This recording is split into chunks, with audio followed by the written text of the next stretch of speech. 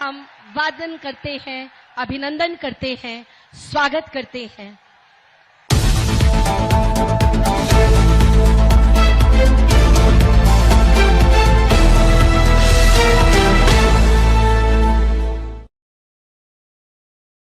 मंच का हम वादन करते हैं, अभिनंदन करते हैं, स्वागत करते हैं। स्वागत 100 बार आपका, 100 बार है अभिनंदन। आज की तारीख का छत्र छाया से अभिषेचित करें माननीय प्रधानमंत्री जी।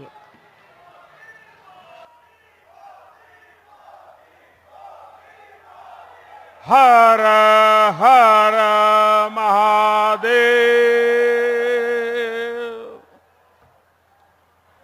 उत्तर प्रदेश के मुख्यमंत्री श्रीमान योगी आदित्यनाथ जी, मंच पर विराजमान यूपी सरकार के अन्य मंत्रीगण, जनप्रतिनिधिगण, इस कार्यक्रम में मौजूद देश के खेल जगत से जुड़े सभी वरिष्ठ महानुभाव और मेरे प्यारे काशी के परिवारजनों, आज फिर से बनारस आवे का मौका मिलल हो। जौन आनंद बनारस में मिलला ओकर व्याख्या असंभव है। एक बार फिर बोलिए, ओम नमः पार्वती पतये हर हर महादेव। आज मैं एक ऐसे दिन काशी आया हूं जब चंद्रमा के शिव शक्ति पॉइंट तक पहुंचने का भारत का 1 महीना पूरा हो रहा है। शिव शक्ति यानी वो इस तारीख को हमारा चंद्रयान लैंड हुआ था। एक शिव शक्ति का स्थान चंद्रमा पर है, दूसरा शिव शक्ति का स्थान ये मेरी काशी में है। आज शिव शक्ति के स्थान से शिव शक्ति के उस स्थान पर भारत की विजय की मैं फिर से बधाई देता हूं। मेरे परिवारजनों, जिस स्थान पर हम सब इकट्ठा हुए हैं वह एक पावन स्थल जैसा है। यह स्थान माता विंध्यवासिनी के धाम और काशी नगरी को जोड़ने वाले रास्ते का एक पड़ाव है। यहां से कुछ दूर पर भारतीय लोकतंत्र के प्रखर पुरुष और पूर्व केंद्रीय मंत्री राजनारायण जी का गांव मोतीकोट है। मैं इस धरती से आदरणीय राजनारायण जी और उनकी जन्मभूमि को सर झुका करके प्रणाम करता हूं।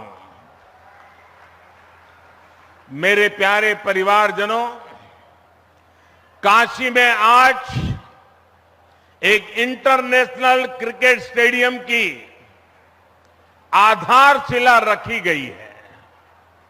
ये स्टेडियम न सिर्फ वाराणसी बल्कि पूर्वांचल के युवाओं के लिए एक वरदान जैसा होगा।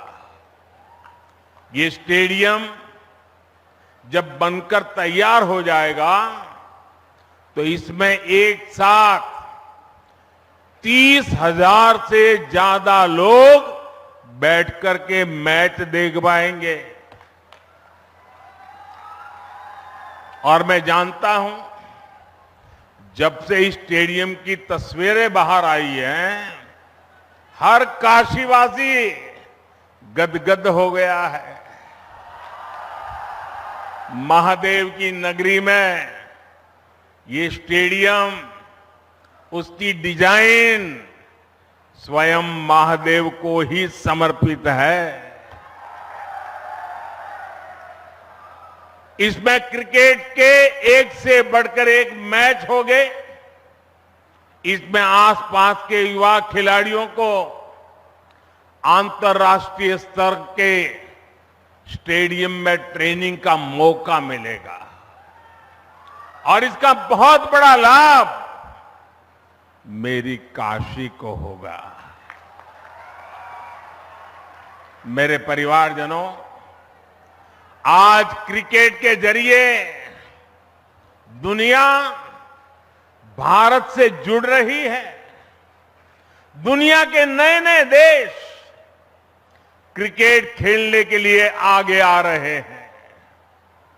जाहिर है, आने वाले दिनों में क्रिकेट मैचों की संख्या भी बढ़ने जा रही है और जब क्रिकेट मैच बढ़ेंगे तो नए नए स्टेडियम भी जरूरत पड़ने वाली है।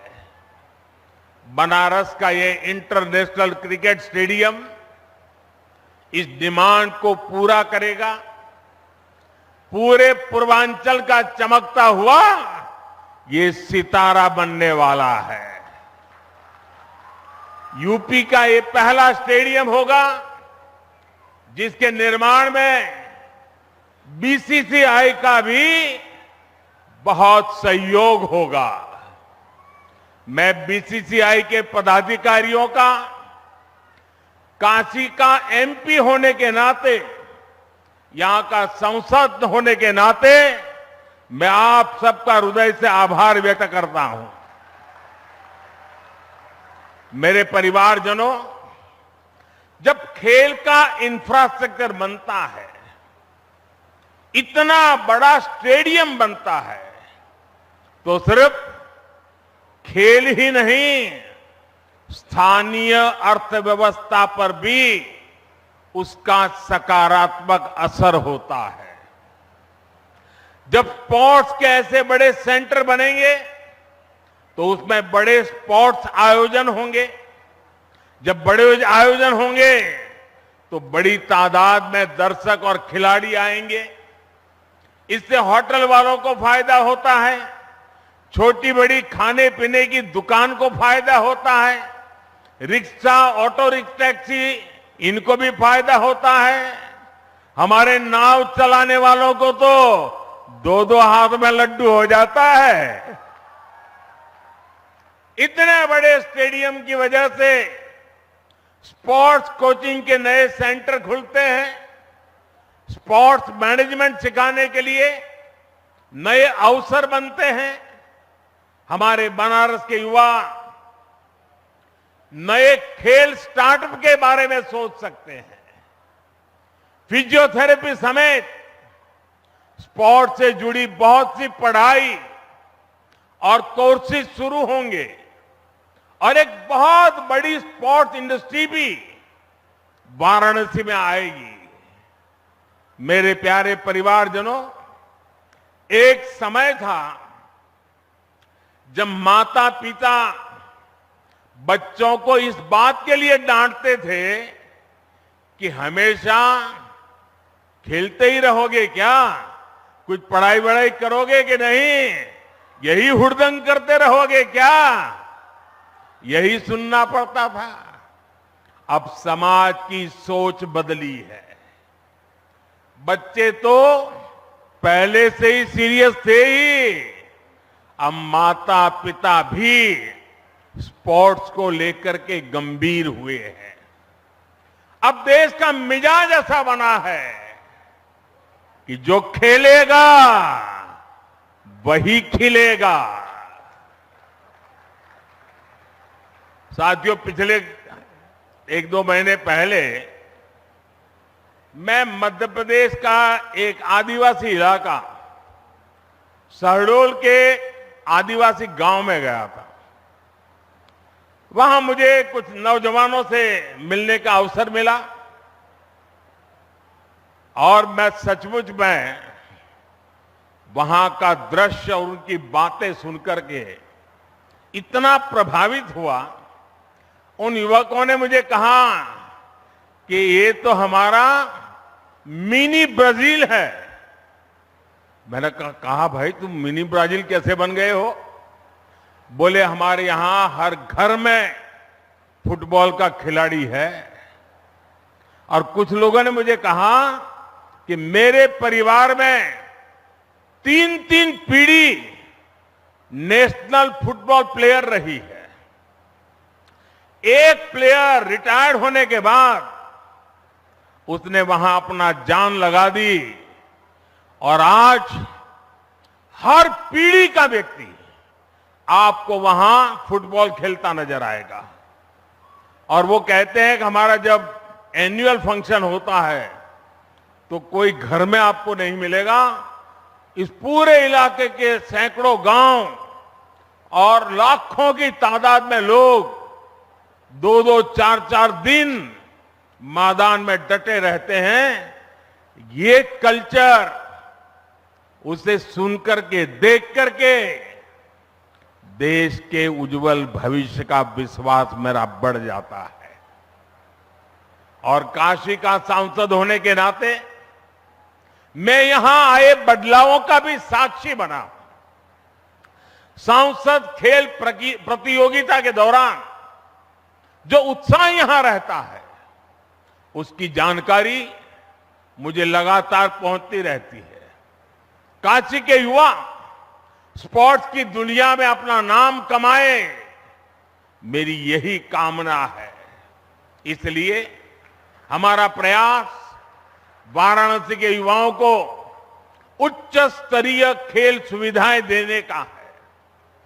इसी सोच के साथ इस नए स्टेडियम के साथ ही सीगरा स्टेडियम पर भी करीब 400 करोड़ रुपए खर्च किए जा रहे हैं। सीगरा स्टेडियम में 50 से अधिक खेलों के लिए जरूरी सुविधाएं विकसित की जा रही है। और इसकी एक और खास बात है, ये देश का पहला बहुस्तरीय स्पोर्ट्स कॉम्प्लेक्स होगा जो दिव्यांगजनों को ध्यान में रखकर बनाया जा रहा है। इसे भी बहुत जल्द ही काशी वासियों को समर्पित किया जाएगा। बड़ालालपुर, उसमें बना सिंथेटिक ट्रैक हो, सिंथेटिक बास्केटबॉल कोर्ट हो, अलग अलग अखाड़ों को प्रोत्साहन देना हो, हम नया निर्माण तो कर ही रहे हैं पर शहर की पुरानी व्यवस्थाओं को भी सुधार रहे हैं। मेरे परिवारजनों, खेलों में आज भारत को जो सफलता मिल रही है वो देश की सोच में आए बदलाव का परिणाम है। हमने स्पोर्ट्स को युवाओं की फिटनेस और युवाओं के रोजगार और उनकी कैरियर से जोड़ा है। 9 वर्ष पहले की तुलना में इस वर्ष केंद्रीय खेल बजट 3 गुना बढ़ाया गया है। खेलो इंडिया प्रोग्राम के बजट में तो पिछले वर्ष की तुलना में लगभग 70% वृद्धि की गई है। सरकार आज स्कूल से लेकर ओलंपिक पोडियम तक हमारे खिलाड़ियों के साथ टीम मेंबर बनकर साथ चलती है। खेलो इंडिया के तहत देश भर में स्कूल से यूनिवर्सिटी तक की खेल प्रतियोगिताएं हुई है। इनमें बड़ी संख्या में हमारी बेटियों ने भी हिस्सा लिया है। सरकार कदम कदम पर खिलाड़ियों की हर संभव मदद कर रही है। ओलंपिक पोडियम स्कीम भी ऐसा ही एक प्रयास है। इसके तहत देश के शीर्ष खिलाड़ियों को सरकार पूरे साल में खाने पीने फिटनेस से लेकर ट्रेनिंग तक लाखों रुपए की मदद देती है। इसका परिणाम हम आज हर अंतर्राष्ट्रीय कंपटीशन में देख रहे हैं। अभी कुछ समय पहले ही वर्ल्ड यूनिवर्सिटी गेम्स में भारत ने इतिहास रचा है। इन गेम्स के इतिहास में कुल मिलाकर भारत ने जितने मेडल जीते थे पिछले कई दशकों में, उससे ज्यादा मेडल सिर्फ इस साल जीत करके हमारे बच्चे ले आए हैं। वैसे आज से एशियन गेम्स भी शुरू हो रहे हैं। एशियन गेम्स में हिस्सा लेने गए सभी भारतीय खिलाड़ियों को मैं अपनी शुभकामनाएं देता हूं। साथियों, भारत के गांव-गांव में, कोने कोने में खेल प्रतिभाएं मौजूद है। खेलों के महारथी मौजूद है। जरूरी है इन्हें तलाशना और इन्हें तराशना। आज छोटे से छोटे गांवों से निकले युवा पूरे देश की शान बने हुए हैं। ये उदाहरण बताते हैं कि हमारे छोटे शहरों के खिलाड़ियों में कितना टैलेंट है, कितनी प्रतिभा है। हमें इस टैलेंट को ज्यादा से ज्यादा अवसर देने हैं। इसलिए खेलो इंडिया अभियान से आज बहुत कम उम्र में ही देश के कोने कोने में टैलेंट की पहचान की जा रही है। खिलाड़ियों की पहचान करके उन्हें इंटरनेशनल लेवल का एथलीट बनाने के लिए सरकार हर कदम उठा रही है। आज इस कार्यक्रम में बहुत से दिग्गज खिलाड़ी हमारे बीच विशेष तौर पर पधारे हैं। स्पोर्ट्स की दुनिया में उन्होंने देश का नाम रोशन किया है। काशी से ये स्नेह दिखाने के लिए मैं उन सब का विशेष रूप से आभार व्यक्त करता हूं। मेरे परिवारजनों, आज खिलाड़ियों को आगे बढ़ाने के लिए अच्छे कोच और अच्छे कोचिंग का होना उतना ही जरूरी है। यहां जो दिग्गज खिलाड़ी मौजूद है वो इसकी अहमियत जताते हैं और इसको जानते हैं। इसलिए आज सरकार खिलाड़ियों के लिए अच्छी कोचिंग की व्यवस्था भी कर रही है। जो खिलाड़ी बड़ी प्रतियोगिताओं में खेल कर आते हैं, जिन्हें राष्ट्रीय अंतर्राष्ट्रीय अनुभव है, उन्हें बतौर कोच काम करने के लिए प्रोत्साहित किया जा रहा है। देश में बीते कुछ वर्षों में युवाओं को अलग अलग खेलों से जोड़ा गया है। साथियों, सरकार गांव-गांव में जो आधुनिक खेल के इंफ्रास्ट्रक्चर का निर्माण कर रही है, उससे गांव के छोटे कस्बों के खिलाड़ियों को भी नए मौके मिलेंगे। पहले बेहतर स्टेडियम सिर्फ दिल्ली, मुंबई, कोलकाता, चेन्नई ऐसे बड़े शहरों में ही उपलब्ध थे। अब देश के हर कोने में, देश के दूर सुदूर इलाकों में भी खिलाड़ियों को ये सुविधाएं देने की कोशिश हो रही है। मुझे खुशी है कि खेलो इंडिया प्रोग्राम के तहत जो स्पोर्ट्स इंफ्रास्ट्रक्चर बनाया जा रहा है, उसका बहुत अधिक लाभ हमारी बेटियों को हो रहा है। अब बेटियों को खेलने के लिए, ट्रेनिंग के लिए घर से ज्यादा दूर जाने की मजबूरी कम हो रही है। साथियों, नई नेशनल एजुकेशन पॉलिसी में खेल को उसी कैटेगरी में रखा गया है जैसे साइंस, कॉमर्स या दूसरी पढ़ाई हो। पहले खेल को सिर्फ एक एक्स्ट्रा एक्टिविटी माना जाता था। लेकिन अब ऐसा नहीं है। अब स्पोर्ट्स को स्कूलों में बाकायदा एक विषय की तरह पढ़ाए जाना तय हुआ है। ये हमारी सरकार है जिसने देश की पहली नेशनल स्पोर्ट्स यूनिवर्सिटी मणिपुर में स्थापित की है। यूपी में भी स्पोर्ट फैसिलिटी पर हजारों करोड़ रुपए खर्च किए जा रहे हैं। गोरखपुर के स्पोर्ट्स कॉलेज के विस्तार से लेकर मेरठ में मेजर ध्यानचंद खेल यूनिवर्सिटी बनाने तक हमारे खिलाड़ियों के लिए नए स्पोर्ट्स सेंटर बनाए जा रहे हैं। साथियों, देश के विकास के लिए खेल सुविधाओं का विस्तार बहुत आवश्यक है। ये ना सिर्फ खेलों के लिए बल्कि देश की साख के लिहाज से भी महत्वपूर्ण है।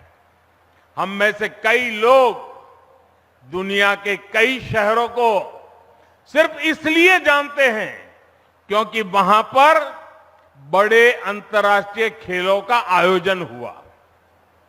हमें भारत में भी ऐसे सेंटर बनाने होंगे जहां ऐसे अंतर्राष्ट्रीय खेल आयोजन किए जा सके।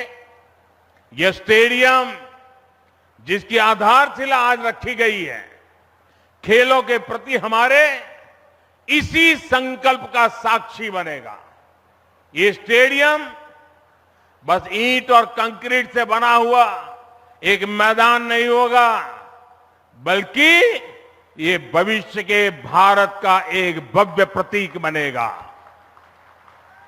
मैं खुद को भाग्यशाली मानता हूं कि हर विकास कार्य के लिए मेरी काशी अपना आशीर्वाद लिए मेरे साथ खड़ी रहती है। आप लोगों के बिना काशी में कोई भी कार्य सिद्ध नहीं हो सकता है। आपके आशीर्वाद से हम काशी के कायाकल्प के लिए इसी तरह विकास के नए अध्याय लिखते रहेंगे। एक बार फिर काशी के लोगों को, पूरे पूर्वांचल को क्रिकेट स्टेडियम के शिलान्यास की मैं बहुत बहुत बधाई देता हूं। हर हर महादेव। धन्यवाद।